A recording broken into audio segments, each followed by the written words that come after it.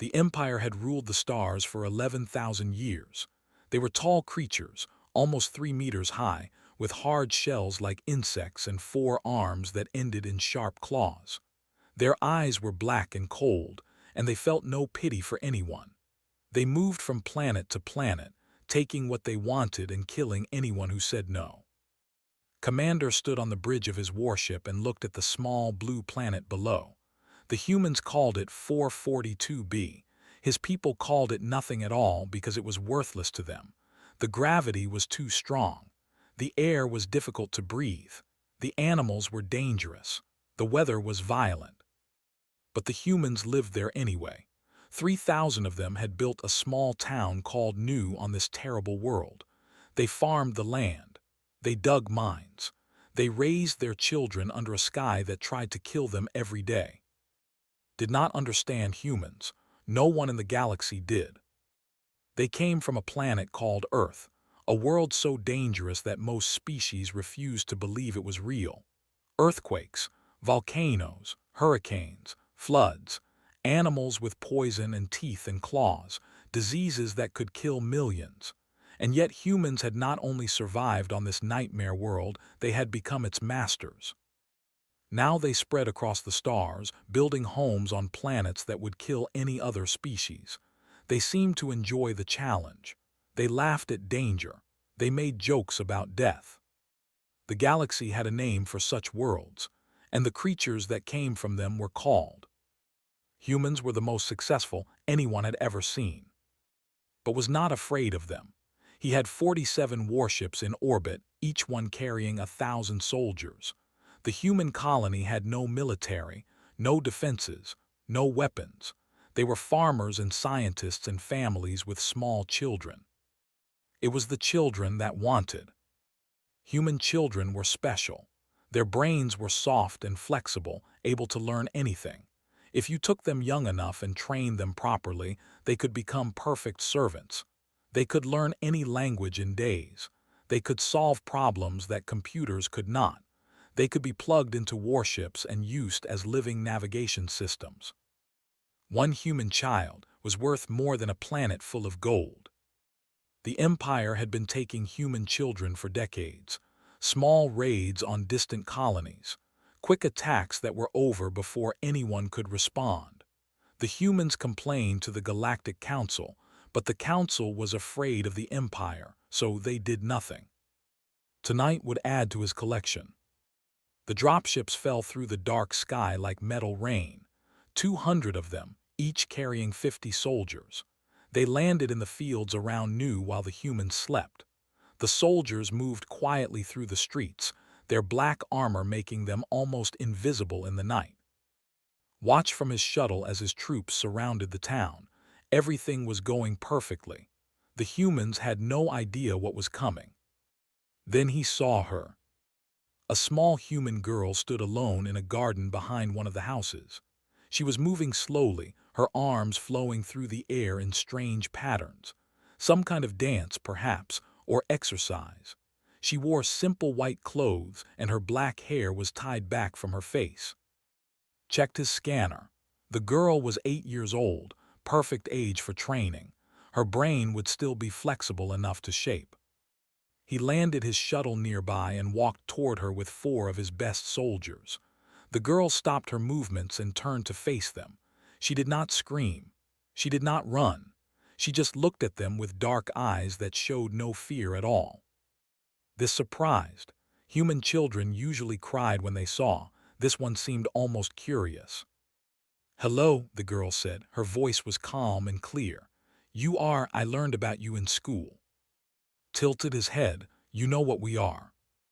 "Yes, you take children, you hurt people." She paused. "You should not have come here."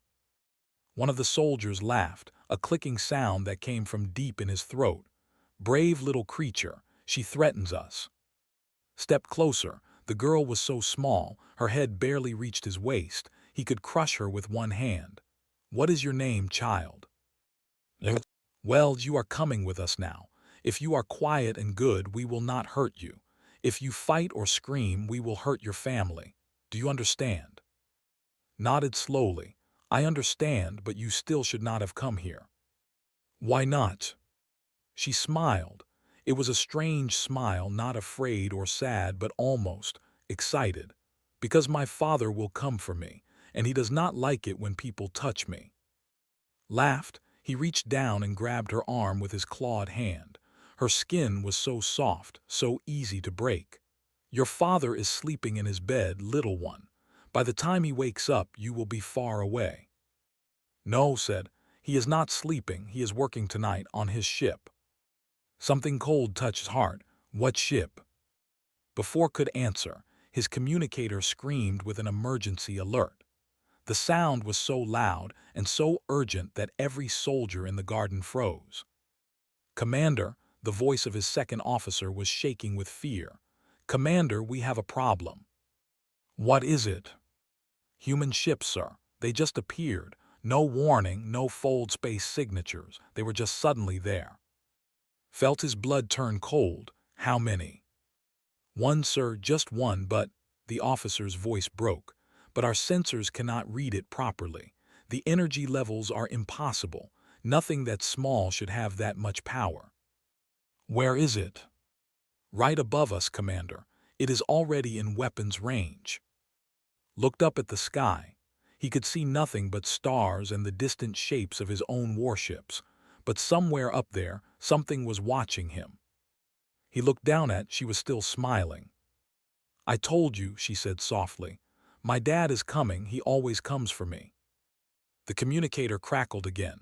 A new voice now, calm and cold and human. This is Captain Park of the Terran vessel. You have attacked a human colony. You have touched my daughter.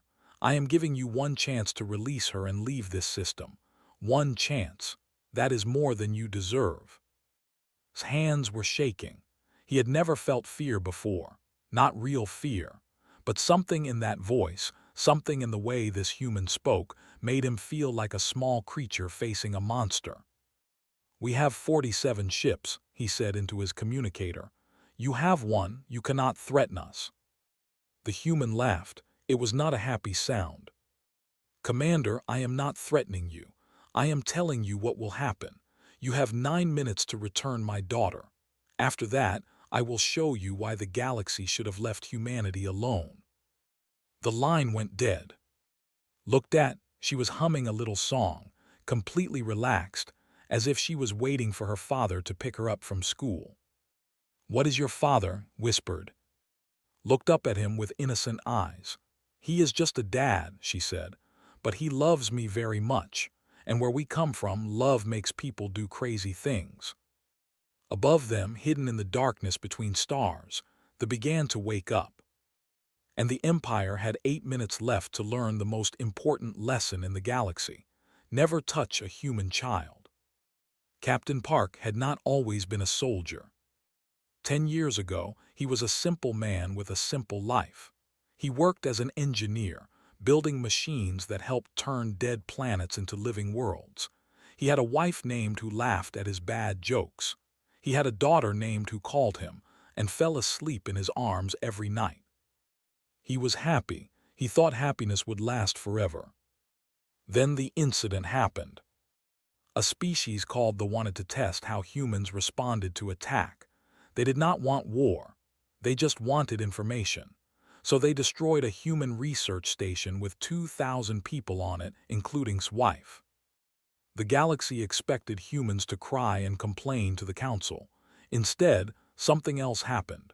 Something that changed everything. 3 days after the attack, every single military base outside their home system was destroyed. Not attacked, destroyed, completely. No one saw the ships that did it. No one detected any weapons. The bases simply stopped existing, along with everyone in them. They begged for peace. They got it, but only after they paid for every human life they had taken. The price was so high that their empire nearly collapsed. After that, the galaxy learned to be more careful around humans. But some species were stupid. Some species thought they were strong enough. Some species kept taking human children because the profit was too good to resist. The Empire was one of those species. Could have spent the rest of his life being angry. He could have become bitter and mean. Instead, he made a choice. He would protect other families from feeling the pain he felt. He would make sure no other child lost their mother the way he had. He joined the Terran Defense Force. He trained for 5 years. He learned things about human military technology that most people did not know existed. And then he was given command of a ship called the. There was not a normal ship. It did not appear in any official records. It had no registration number. As far as the galaxy knew, it did not exist. But it was real, and it was the most dangerous thing humanity had ever built. It was designed for one purpose: to respond to attacks on human colonies before anyone could react. It used technology that humanity had kept secret for 100 years. Fold space drives that were 10 times faster than anything the galaxy had seen. Weapons that broke the laws of physics. Shields that could stop a sun from burning. Every human colony had a guardian ship like the hiding nearby. And every guardian ship had a crew of volunteers who had lost someone to alien attacks. People who had nothing left to lose. People who would burn the galaxy to protect what remained. Tonight, there was on patrol 3 light-years from 442b when felt it. Every parent in the colony had a small device implanted in their child. It was connected to the parent through something called quantum entanglement, a technology so advanced that most species thought it was magic. The device could not be blocked. It could not be jammed. It worked instantly across any distance. Once the device activated, felt it in his chest like a punch. His daughter was in danger. He was on his feet before he knew he was moving. "All stations," he shouted. "Emergency fold destination 442b now." His first officer, lieutenant, looked up from her console. She was a small woman with short gray hair and eyes that had seen too much death.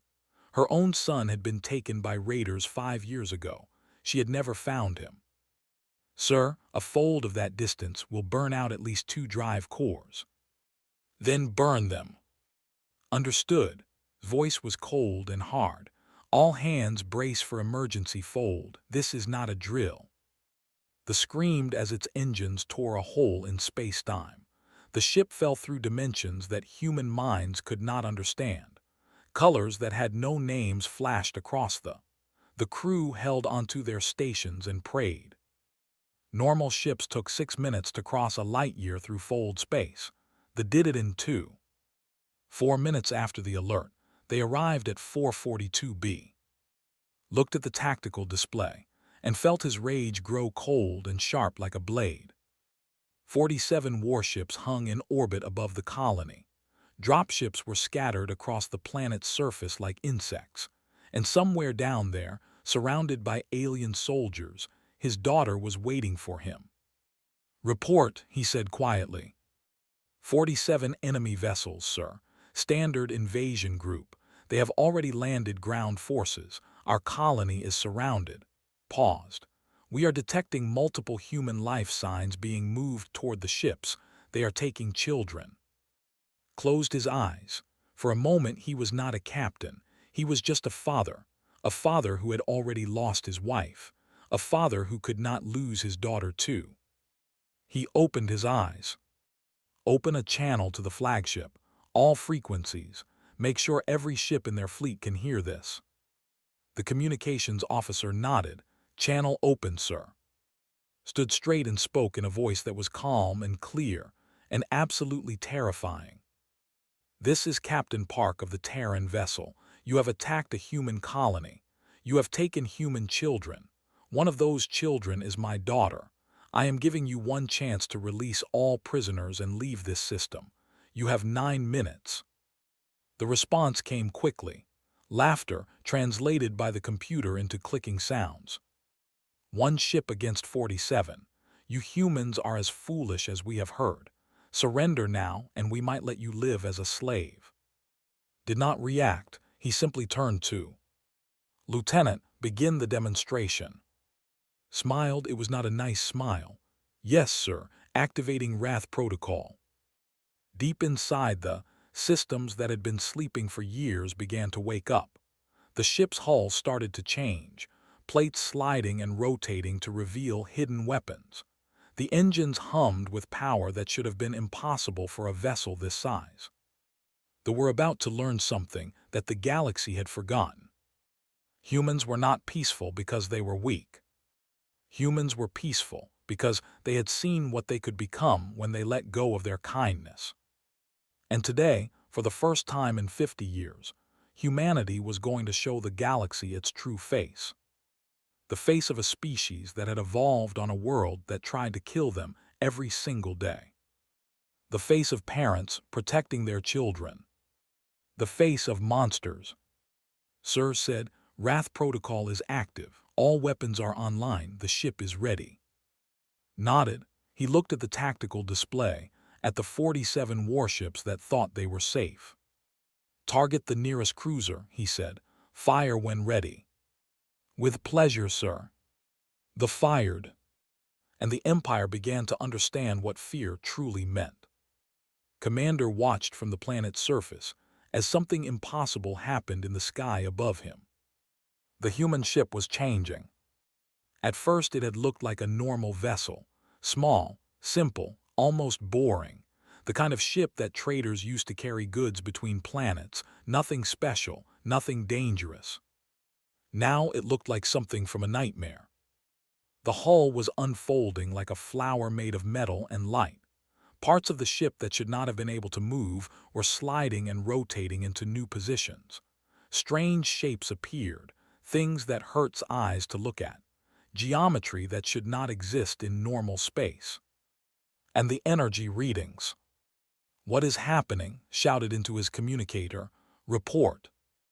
His science officer's voice came back, shaking with terror. Commander, the energy output from that ship is impossible.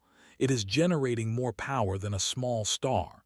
The readings do not make sense. Our instruments cannot measure it properly. That is impossible. Nothing that small can produce that much power. I know, sir, but it is happening. Looked down at the human child still standing beside him. Was watching the sky with a calm smile on her face, like she was watching fireworks on a holiday. What is that thing? Demanded. Shrugged, it is just my dad's ship. He built it to protect people. Built it, he built that. My dad is very good at building things. Before Mom died, he used to build entire planets. She looked up with innocent eyes. He changed after she died. He builds different things now. Above them in orbit, the fleet was beginning to panic. Every captain was screaming orders. Every gunner was targeting the impossible ship. Every sensor officer was trying to understand what they were seeing. Then the admiral gave the command that would haunt his species forever. All ships, open fire, destroy that vessel. 47 warships fired at the same moment. Thousands of weapons launched their deadly light toward the human ship, enough firepower to crack a moon in half, enough energy to burn a continent to ash. The shots missed. Every single one of them. The human ship did not move. It did not dodge. It did not even seem to try to avoid the attack. But somehow, every weapon passed through empty space where the ship had been a moment before. It was like trying to hit a shadow with a stick. How? The admiral screamed. How is this possible? The science officer's voice came back, barely more than a whisper. Probability manipulation, sir. They are changing the probability of events, making it certain that our weapons will miss, making it impossible for us to hit them. That cannot be real. That is not technology. That is magic. The humans do not believe in the difference, sir. Then the fired back. A single beam of white light shot from the human ship. It was beautiful and terrible, like looking at a piece of a star that had been shaped into a weapon. The beam touched the nearest cruiser, a ship called the Endless Victory that had destroyed 100 worlds. For 1 second, nothing happened. Then the cruiser began to age. Watched through his shuttle's sensors as the impossible happened. The metal hull of the Endless Victory started to rust and crumble. The paint faded and peeled away. The weapons drooped and fell off like dead leaves from a tree. Inside the ship, the crew was dying, not from fire or explosions but from time. They grew old in seconds, their bodies withered, their shells cracked and turned to dust. The lights flickered and died. The engines failed and went silent. In less than 10 seconds, a warship that had been young and strong became an ancient ruin drifting in space, a tomb full of dust that had once been warriors. The fleet went silent. No one could speak, no one could move. Then Captain Park's voice came through every communicator in the system. That was one shot from one ship. You have 8 minutes remaining to return my daughter before the rest of our fleet arrives. The rest of our fleet is less patient than I am. The Admiral found his voice. How many ships? 12,000. They were already coming when you entered this system.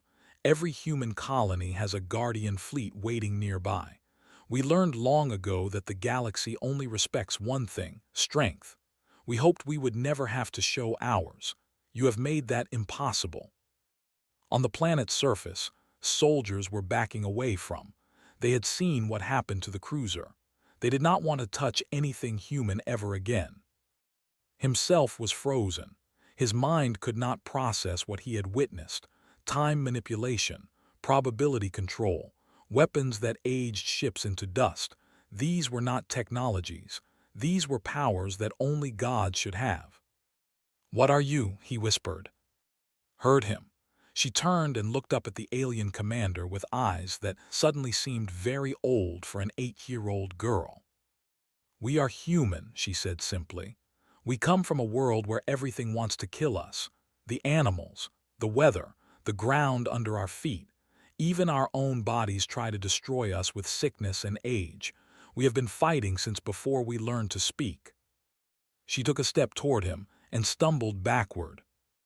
"My teacher told us that other species evolved on gentle worlds, worlds where the sun was kind and the water was clean and nothing wanted to eat them. Those species learned to be peaceful because they did not need to fight." Another step. Soldiers were running now.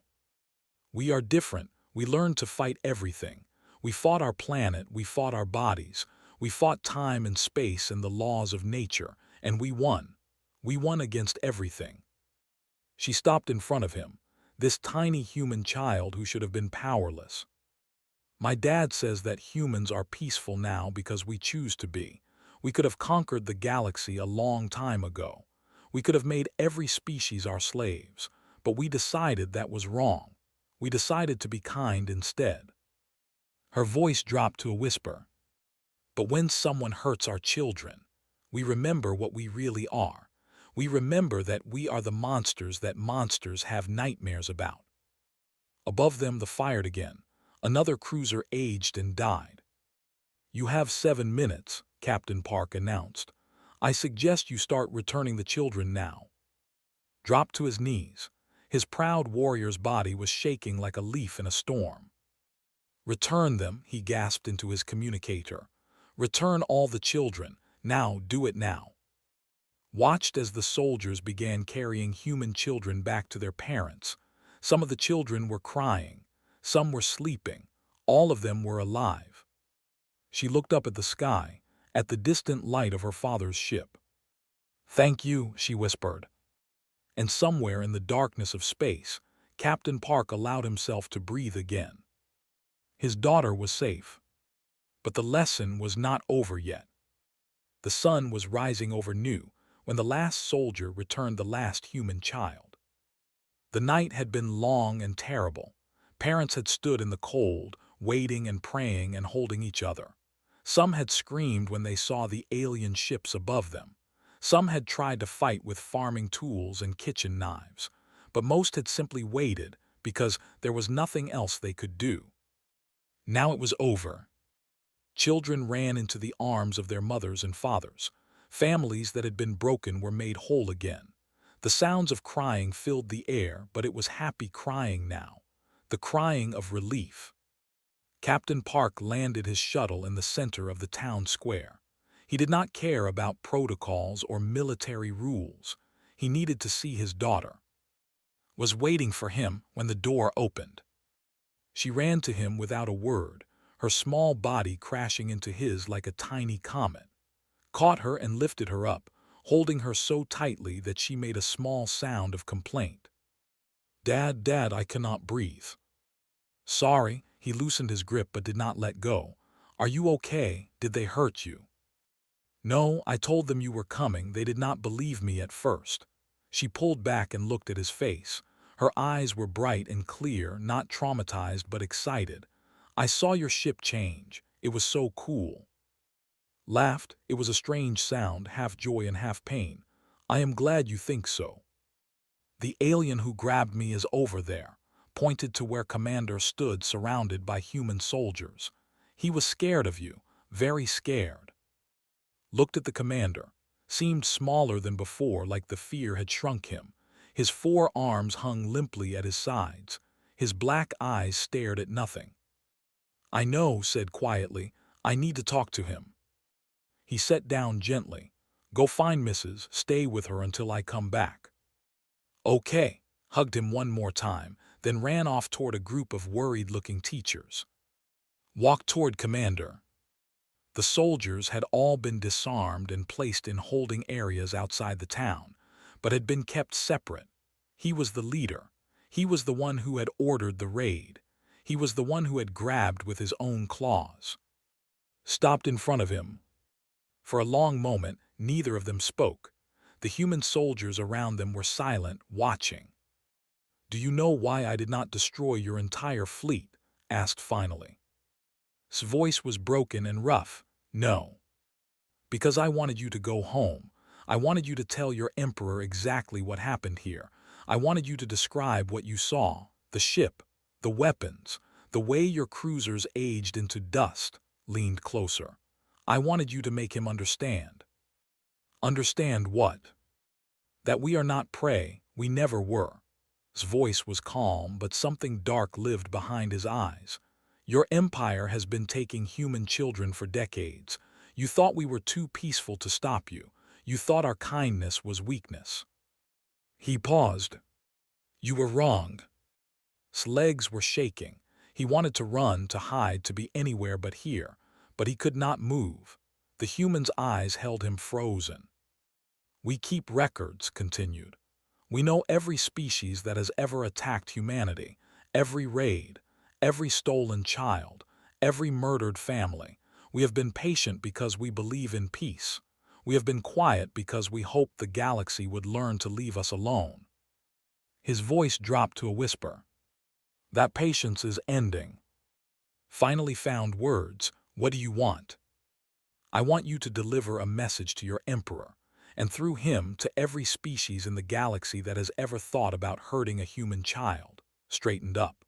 "The message is simple. We do not want war. We do not want conquest. We want to raise our children, build our homes, and live in peace.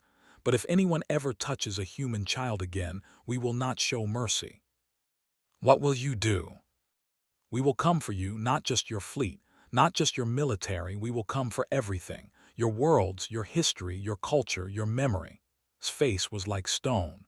"We have weapons that can erase species from existence, not kill them, erase them, make it so they never existed at all.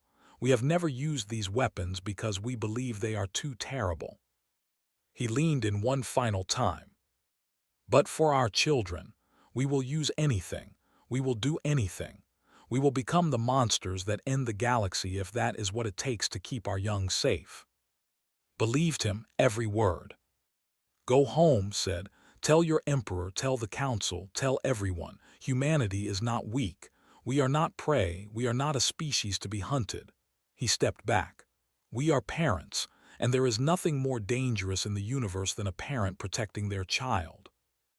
The human soldiers escorted to his shuttle.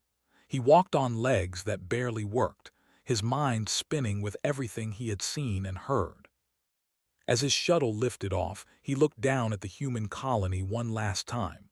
The small houses, the green farms, the children playing in the streets as if nothing had happened. Such soft creatures, such gentle lives.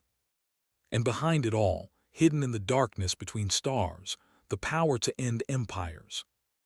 Understood now why the galaxy was so afraid of humans. It was not their ships or their weapons or their strange technology. It was something simpler than that. Humans loved too much. They loved their families. They loved their children. They loved each other with a power that could move stars. And love, realized, was the most dangerous force in the universe. The fleet left the system at maximum speed. They did not look back.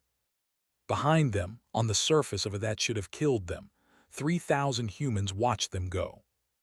Then they went back to their farms, their mines, their schools. Life continued. Children laughed. Parents smiled.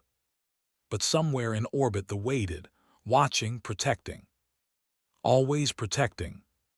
And across the galaxy, in the courts of 100 empires, the message was about to arrive. Humanity had spoken. The galaxy would listen. Or it would burn. 3 months passed. The galaxy changed in ways that no one had expected. When Commander returned he went directly to the Emperor's palace. He did not eat. He did not rest. He did not speak to anyone. He simply walked through the golden halls until he stood before the ancient throne where the ruler of 11,000 years of conquest sat in perfect confidence. Then told his story. He described the human ship that unfolded like a nightmare. He described the weapons that aged warships into dust. He described the father who had crossed light years in minutes to save his child. He described the little girl who had smiled at monsters without fear. When he finished, the Emperor was silent for a long time. "You lost 47 warships to a single vessel," the Emperor asked finally. "No, Your Majesty. We lost 5 warships. The human captain destroyed them as a demonstration. He let the rest of us leave so we could deliver his message." "He let you leave?" "Yes, he could have destroyed us all. We could not hit his ship. We could not stop his weapons. We were completely helpless." His voice shook with remembered terror. "He spared us because he wanted us to talk. He wanted the galaxy to know what humans can do." The Emperor leaned forward on his throne. His black eyes were hard and calculating. "And what can they do?" "Anything, Your Majesty. They have technology we cannot understand. They have weapons we cannot fight. They have ships we cannot detect until they want us to see them."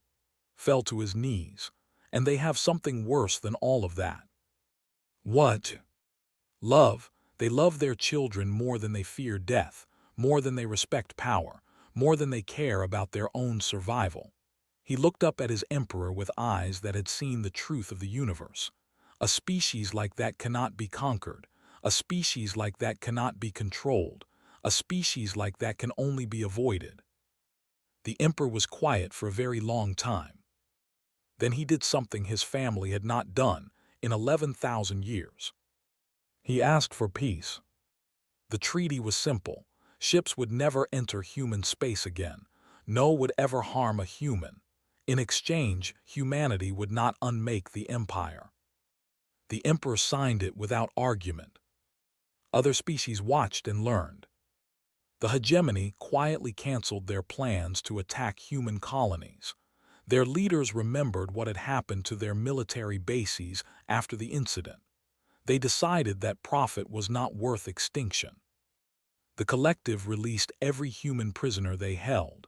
They sent formal apologies to Earth. They offered payment for every person they had harmed.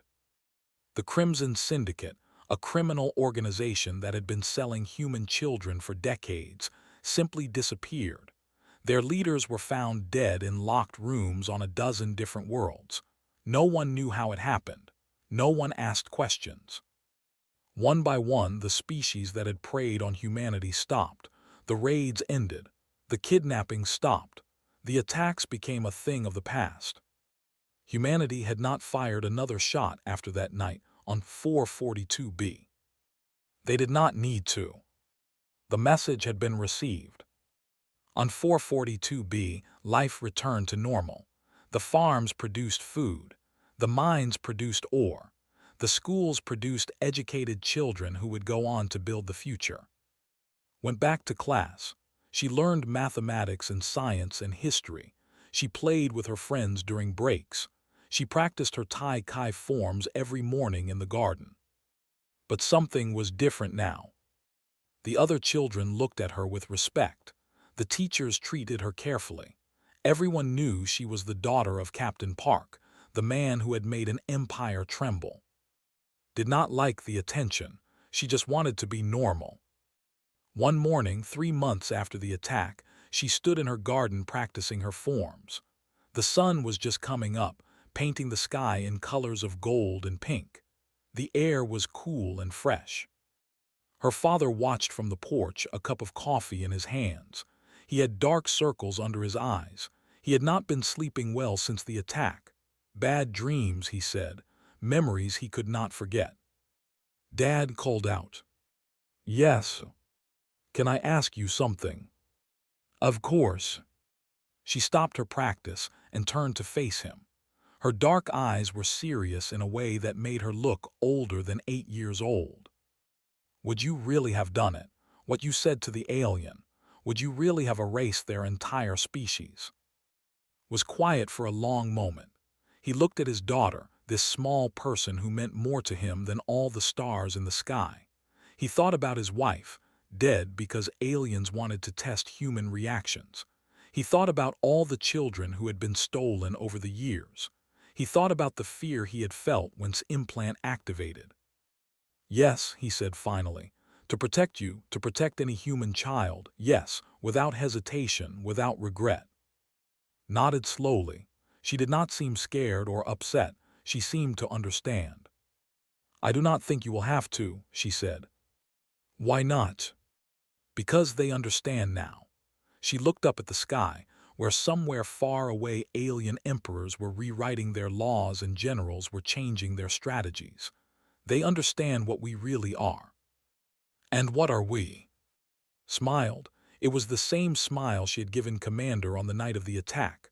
Calm, confident, absolutely unafraid.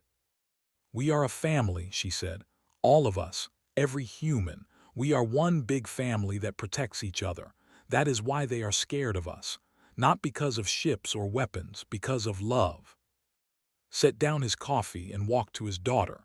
He knelt down so they were at the same eye level. When did you get so smart? He asked. I learned from Mom, said. And from you. The stories you used to tell me about princesses who saved themselves. I figured out the secret. What secret? They did not need princes because they were not waiting to be saved.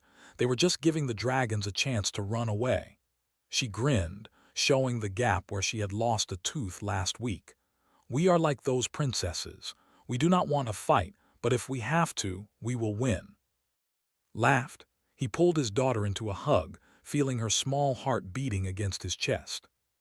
I love you. I love you too, Dad. She hugged him back. Now can we have breakfast? I am hungry. Of course, what do you want? Pancakes with chocolate chips. Sounds perfect. They walked inside together, father and daughter, leaving the garden empty in the morning light. Above them the sky was clear and blue. Somewhere beyond that blue, hidden in the darkness between stars, 12,000 ships waited. Ships that hoped they would never be needed. Ships that were ready if they ever were. Humanity had delivered its message. The galaxy had listened. And in a small house on a father made pancakes for his daughter while she told him about the dream she had last night. Life continued. Love continued. And the monsters of the galaxy learned to fear the gentlest species they had ever met. Because humans did not fight for power or territory or glory. They fought for each other. And that made them unstoppable. The end.